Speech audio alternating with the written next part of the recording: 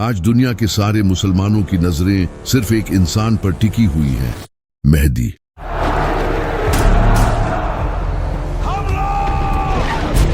हर कोई इस इंतजार में है कि कब इमाम मेहदी आएं और मुसलमानों को लीड करें ताकि मुसलमान पूरी दुनिया पर हुकूमत कर सके।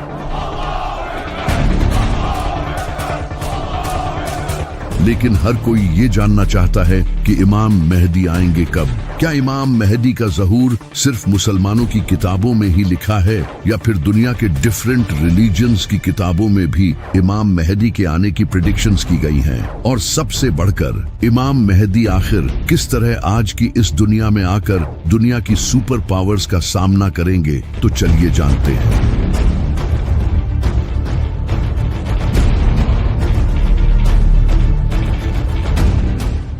ये जो लफ्ज है महदी, इसका मतलब होता है रहनुमाई करने वाला, यानी कि एक ऐसा इंसान जो लोगों को जुल्म से निकालकर जीत दिलाए। और ये कंसेप्ट नबी सल्लल्लाहु अलैहि वसल्लम के आने से पहले का दुनिया में एग्जिस्ट करता था।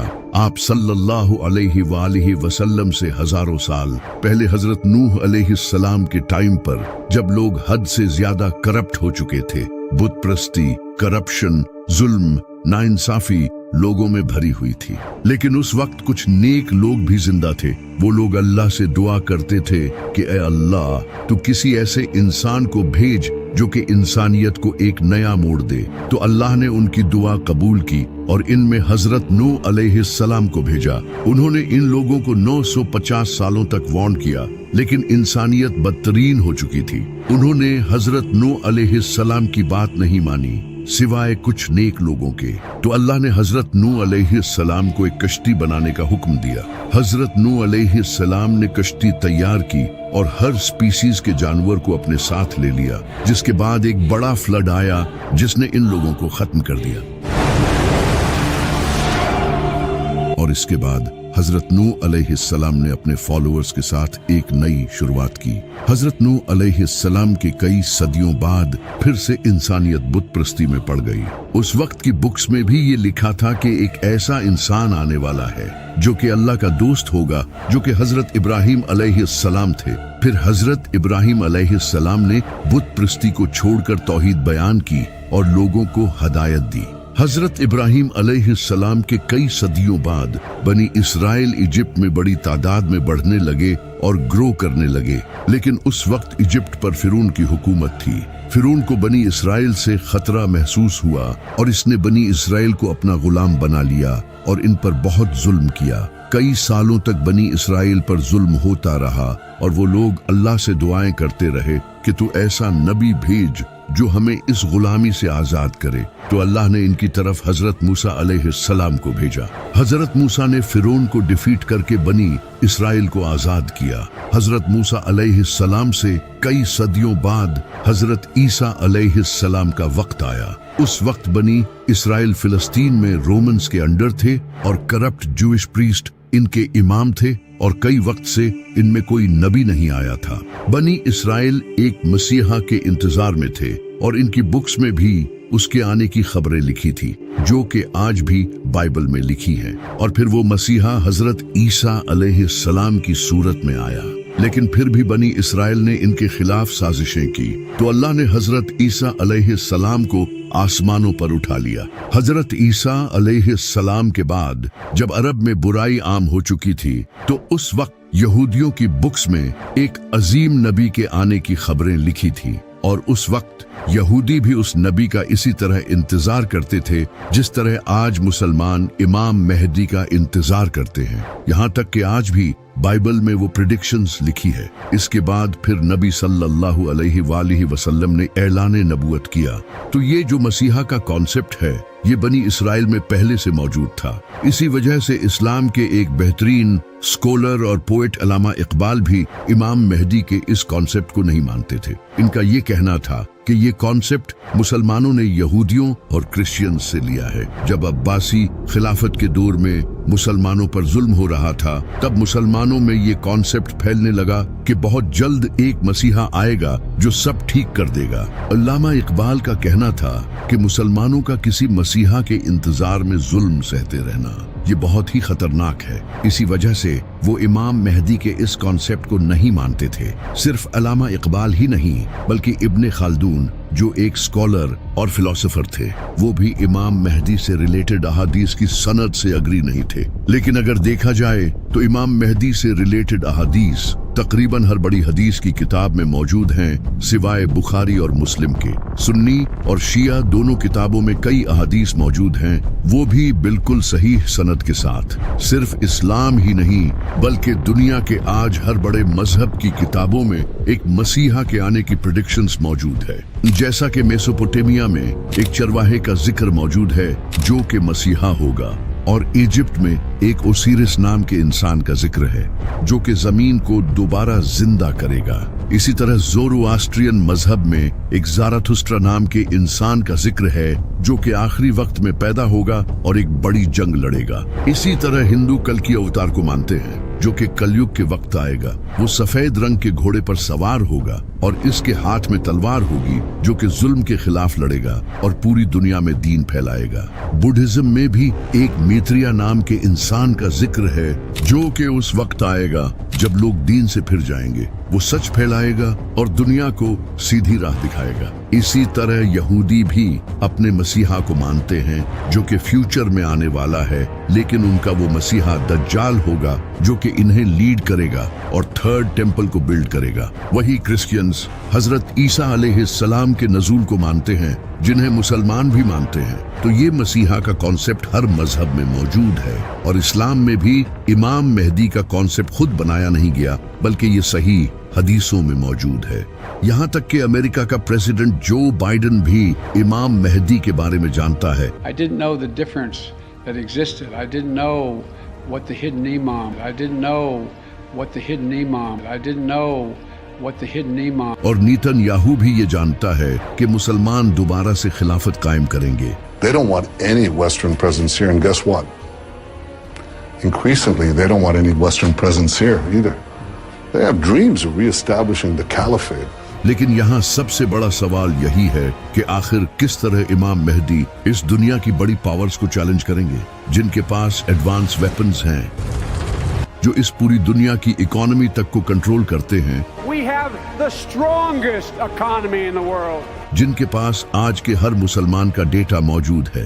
آخر ایک انسان کس طرح ان سب کو شکست دے گا، جبکہ امام مہدی کے اس دنیا میں آنے سے پہلے حالات اور زیادہ ڈیفیکلٹ ہو جائیں گے۔ سیریا میں ظلم ہو رہا ہوگا جو آج بھی ہو رہا ہے۔ After years of laying dormant, the civil war in Syria is suddenly dynamic again. دجالی نظام آ چکا ہوگا، گریٹر اسرائیل بن چکا ہوگا، جسے خود نیتن یاہو نے پوری دنیا کے سامنے شو کیا ہے۔ The whole Middle East changes. We tear down the walls of enmity. We bring the possibility of prosperity and peace to this entire region. اس وقت فلسطین کو تو صرف ہسٹری کی بکس میں ہی یاد کیا جائے گا، اور انڈیا میں بھی مسلمانوں پر بہت ظلم ہو رہا ہوگا۔ نبی صلی اللہ علیہ وآلہ وسلم نے فرمایا، اس وقت دنیا کی قومیں تمہارے خلاف لڑنے کے لیے ایک دوسرے کو دعوت دیں گی، اور اس وقت مومن بہت کم ہوں گے اور زمین ظلم سے بھر چکی ہوگی۔ آپ صلی اللہ علیہ وآلہ وسلم کی حدیث ہے، آپ نے فرمایا تھا کہ جب عرب کے ایک بادشاہ کی موت ہوگی، یہ بادشاہ محمد بن سلمان ہو سکتا ہے۔ شہزادہ محمد بن سلمان نے امریکی ارکان کانگریس سے کہا ہے، مجھے قتل کرنے کی کوشش کی جا سکتی ہے۔ بادشاہ کی موت کے بعد اگلے بادشاہ کے لیے کانفلکٹ ہوگا، تبھی ایک انسان کعبہ کے پاس آئے گا جہاں کچھ لوگ اس کی بیعت کریں گے، اور یہ 313 لوگ ہوں گے جو دنیا کے ڈیفرنٹ علاقوں سے سفر کر کے آئیں گے۔ جس طرح اسلام کی سب سے پہلی جنگ بدر میں بھی صرف 313 مسلمان تھے، جس کے بعد اسلام کا ایک نیا چیپٹر شروع ہوا۔ اسی طرح امام مہدی کے ساتھ بھی ان کے 313 خاص ساتھی ہوں گے جو نیک، انٹیلیجنٹ، اسٹرانگ اور پرہیزگار ہوں گے، اور کئی احادیث میں آتا ہے کہ وہ ایسے لوگ ہوں گے جنہیں دنیا میں کوئی نہیں جانتا ہوگا، لیکن اللہ کے نزدیک ان کا بڑا مقام ہوگا، اور ان میں سے ایک انسان کے پاس 40 انسانوں جتنا علم ہوگا، اور یہ صرف लीडर्स ही नहीं होंगे बल्कि कमांडर्स, स्कॉलर्स और थिंकर्स होंगे। जब ये लोग इमाम मेहदी के हाथ पर बैत करेंगे तो इसके बाद वो इमाम मेहदी की एक फौज बनाने में मदद करेंगे। जब इमाम मेहदी का ज़हूर होगा तो इसके बाद वो मुसलमान जो मजलूम जिंदगी गुजार रहे होंगे वो इमाम मेहदी को सपोर्ट करने के लिए जाएंगे, जैसा कि Khorasan, Yemen, Iran, Afghanistan, Iraq और सीरिया, क्योंकि आज इन कंट्रीज की कंडीशन बहुत बुरी हो चुकी है जिसकी वजह है ये America. Americans have never, ever, ever, ever let their country down. Never. सितंबर 2014 में अमेरिका ने सीरिया पर अटैक किया, जिसके बाद कई सालों तक सीरिया में जंग का माहौल रहा और आज सीरिया की हालत बदतरीन हो चुकी है। इसी तरह अमेरिका ने 2003 में इराक पर हमला किया और आज उसकी हालत भी खराब है। और इसी तरह अमेरिका ने कई सालों तक अफगानिस्तान के साथ भी जंग की और आज अफगानिस्तान की हालत आपके सामने है। वहां आज इतनी गुर्बत है। और अभी मार्च में अमेरिका ने यमन पर एयर स्ट्राइक्स की, जो कि अमेरिका का सबसे बड़ा मिलिट्री ऑपरेशन था। अब अमेरिका यमन के साथ भी यही करना चाहता है, क्योंकि यमन फलस्तीन के साथ खड़ा है और इसराइल के शिप्स पर अटैक करता है और पाकिस्तान को भी सीक्रेटली अमेरिका ही कंट्रोल करता है बिकॉज ऑफ पाकिस्तान मिलिट्री। लेकिन इन सब के अलावा ईरान ही एक ऐसा कंट्री है जो इस वक्त अमेरिका और इसराइल को टक्कर दे रहा है।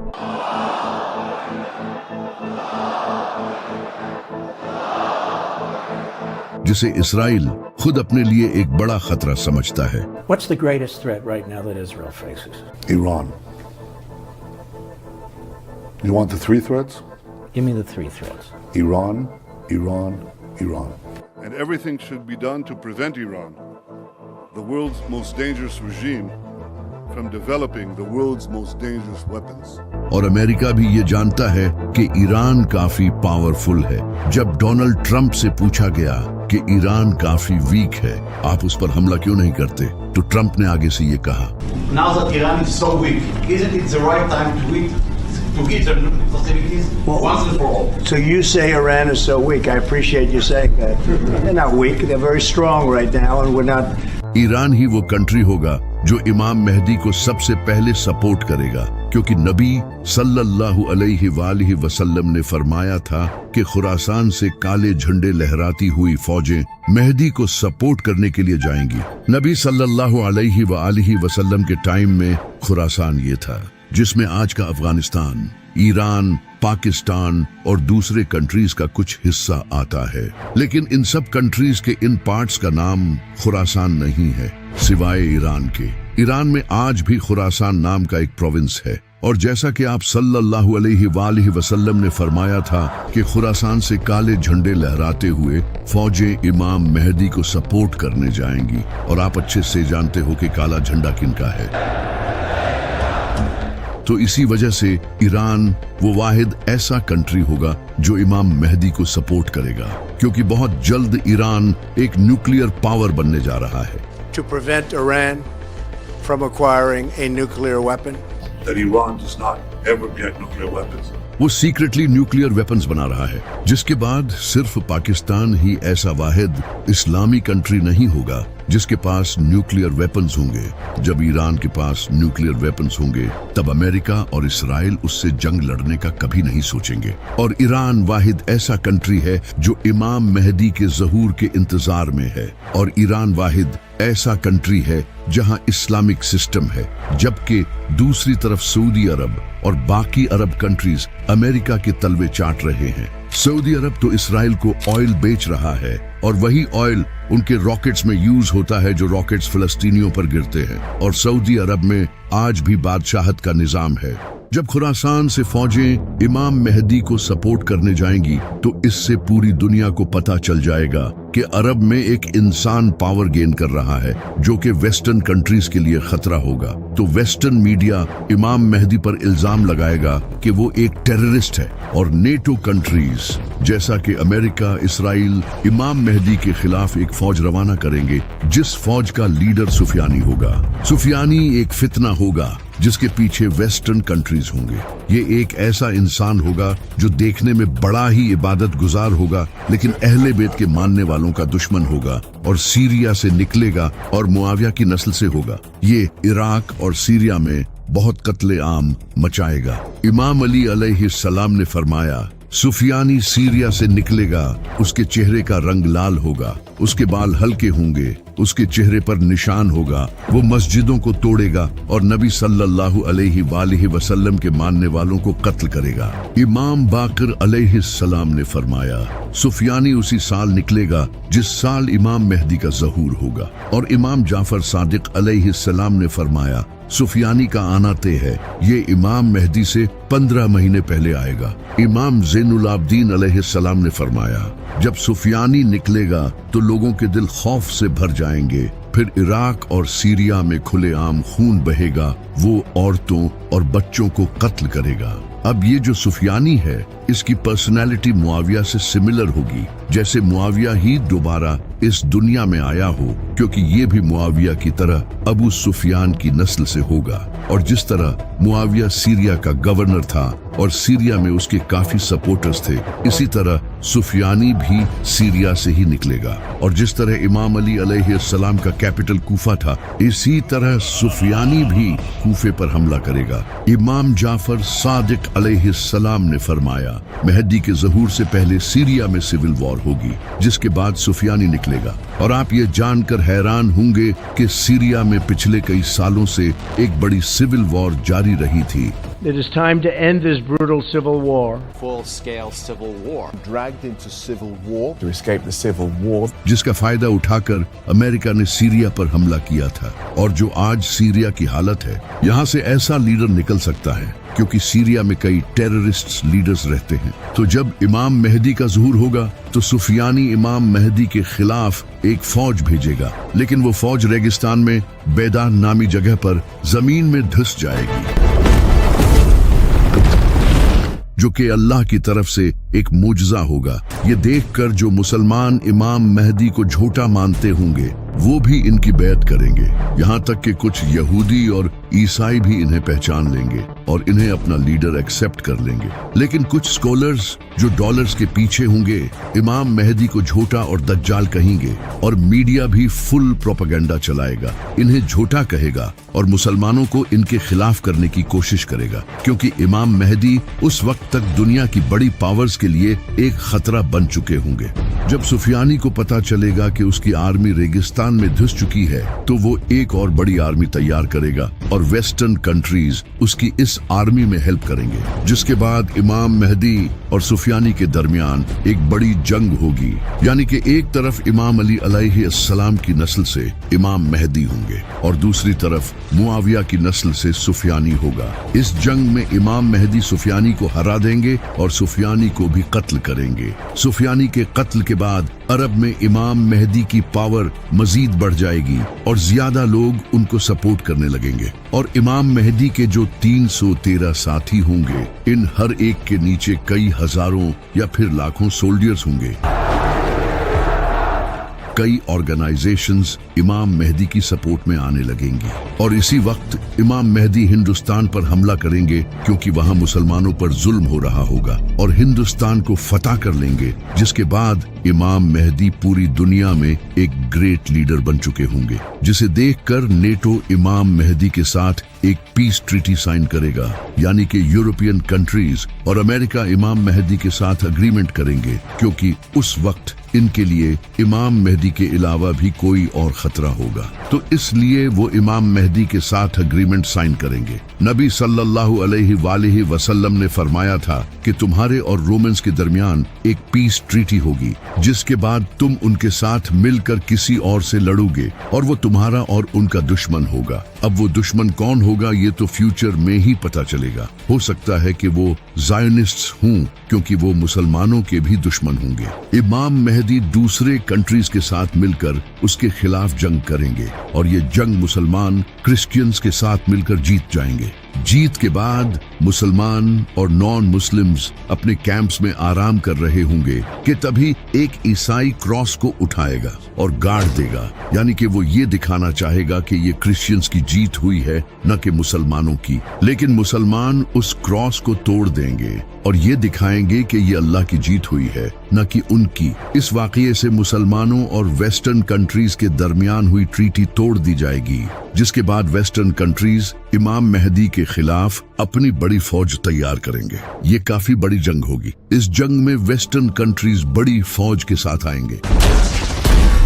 इनके पास high tech AI weapons, drones, missiles और फाइटर जेट्स होंगे। जब मुसलमान इनकी फौज को देखेंगे तो नबी सल्लल्लाहु अलैहि वसल्लम ने फरमाया कि मुसलमानों की फौज का एक हिस्सा ये जंग छोड़कर भाग जाएगा, जिसे अल्लाह कभी मुआफ नहीं करेगा, और एक हिस्सा इस जंग में शहीद होगा जो कि उस वक्त का बेहतरीन शहीद होगा, और एक हिस्सा ये जंग जीत जाएगा जिसे अल्लाह दोबारा नहीं आजमाएगा। ये बड़ी ही खतरनाक जंग होगी।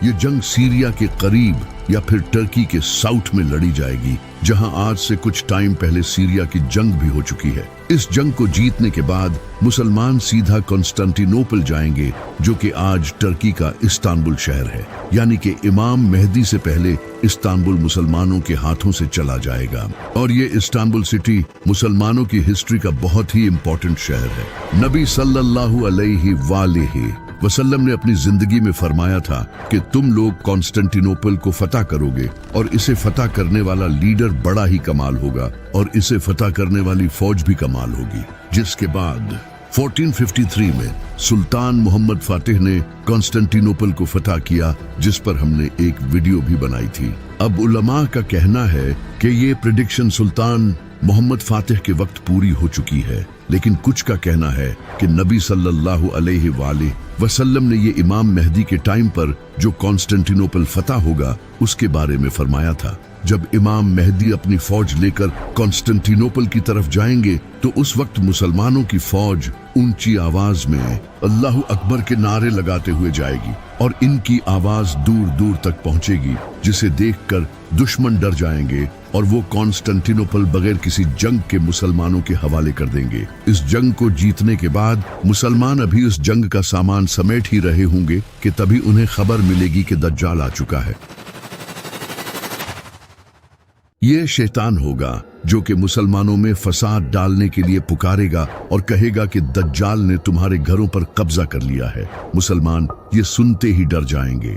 इमाम मेहदी अपनी फौज को लेकर वापस से सीरिया या फिर इराक जाएंगे ताकि इन लोगों को बचा सकें, लेकिन जैसे ही वो वहां पहुंचेंगे दज्जाल सच में वहां आ चुका होगा, जिसके बाद हजरत ईसा अलैहिस्सलाम का ज़ुहूर होगा, जो कि हम अगली वीडियो में जानेंगे। लेकिन सबसे बड़ा सवाल ये है कि आखिर इमाम मेहदी के आने से पहले कौन सी निशानियां ऐसी हैं जो पूरी होंगी। नबी सल्लल्लाहु अलैहि वसल्लम ने फरमाया था कि इमाम मेहदी से पहले जमीन जुल्म से भर जाएगी, जो कि आज होता नजर आ रहा है। फिलिस्तीन, सीरिया, इराक, अफगानिस्तान, यमन और कश्मीर, इन सब कंट्रीज में जुल्म हो रहा है और किस तरह पपेट गवर्नमेंट मुस्लिम कंट्रीज पर हुकूमत कर रही हैं, जिन्हें कंट्रोल यहूदी कर रहे हैं। सूद आज पूरी दुनिया की इकोनॉमी बन चुका है। मुसलमानों को टेररिस्ट समझा जाता है। स्कॉलर्स रियाल के लिए दीन बेच रहे हैं। जमीन यकीनन जुल्म से भर चुकी है। इसी तरह नबी सल्लल्लाहु अलैहि वसल्लम ने फरमाया कि मेहदी के आने से पहले अंधेरी रात की तरह फितने आएंगे। इंसान सुबह के वक्त मोमिन होगा और रात के वक्त मुनाफिक। और आज आप देख रहे हो कि सबसे ज्यादा फितने अरब में हैं, जहां हर वक्त जंग चलती रहती है। इसी तरह मीडिया सबसे बड़ा प्रोपेगेंडा फैला रहा है, जिसका कुछ पता नहीं कि सच क्या है और झूठ क्या। लेकिन कई प्रेडिक्शंस ऐसी भी हैं जो कि अभी पूरी नहीं हुई, जैसे कि नबी सल्लल्लाहु अलैहि वसल्लम ने फरमाया था कि इमाम मेहदी के आने से पहले यमन से एक इंसान निकलेगा। वो लोगों को सच और इमाम मेहदी की तरफ बुलाएगा। जब वो निकलेगा तो मुसलमानों के लिए हथियार बेचना अलाउड नहीं होगा और ये सुफियानी के टाइम ही आएगा। इस वक्त अगर देखा जाए तो यमन में हुतीज का ग्रुप ऐसा है जो फिलिस्तीन के साथ खड़ा है, जो कि खुद को अहले बैत की नस्ल के कहते हैं। ये हुतीज इसराइल के शिप्स को डिस्ट्रॉय करते हैं जो यमन के पास से गुजरते हैं, तो हो सकता है कि वो इन्हीं में से कोई हो। इसी तरह नबी सल्लल्लाहु अलैहि वसल्लम ने फरमाया था कि ईस्ट से एक बड़ी आग निकलेगी जो कि 3 रातों तक देखी जाएगी। लोग उसे देखकर खौफ का शिकार हो जाएंगे। अब ये आग एक न्यूक्लियर एक्सप्लोजन भी हो सकता है, जैसा कि ईरान जो कि अरब के ईस्ट में है वो सीक्रेटली न्यूक्लियर वेपन्स बना रहा है। तो हो सकता है कि ईरान एक बड़ा न्यूक्लियर टेस्ट करे, क्योंकि अमेरिका और इसराइल सब ईरान के न्यूक्लियर वेपन्स बनाने से डरे हुए हैं। तो अगर ईरान ने ये न्यूक्लियर एक्सप्लोजन किया तो इससे सच में लोग डर जाएंगे। और जैसा कि नबी सल्लल्लाहु अलैहि वसल्लम ने फरमाया था कि ये आग 3 दिनों तक जारी रहेगी, इसका मतलब कि मीडिया भी इसकी कवरेज करेगा। इमाम जाफर सादिक अलैहिस्सलाम ने फरमाया कि इमाम मेहदी के ज़ुहूर से 15 दिन पहले एक इंसान को काबा के पास कत्ल किया जाएगा। इसका नाम नफ्से ज़किया होगा। ये इंसान मोस्ट लाइकली एक इस्लामी एक्टिविस्ट होगा जो कि लोगों को सच बताने की कोशिश करेगा, लेकिन सऊदी हुकूमत शायद इसे कत्ल करवा देगी। तो ये कुछ ऐसी निशानियां हैं जो कि इमाम मेहदी के आने से पहले पूरी होंगी। लेकिन ये निशानियां भी बहुत जल्द पूरी होने वाली हैं, क्योंकि नबी सल्लल्लाहु अलैहि वसल्लम ने फरमाया था कि आखिरी वक्त में क़यामत की निशानियां इस तरह पूरी होंगी जिस तरह तस्बीह टूटने के बाद इसके दाने एक के बाद एक गिरते चले जाते हैं।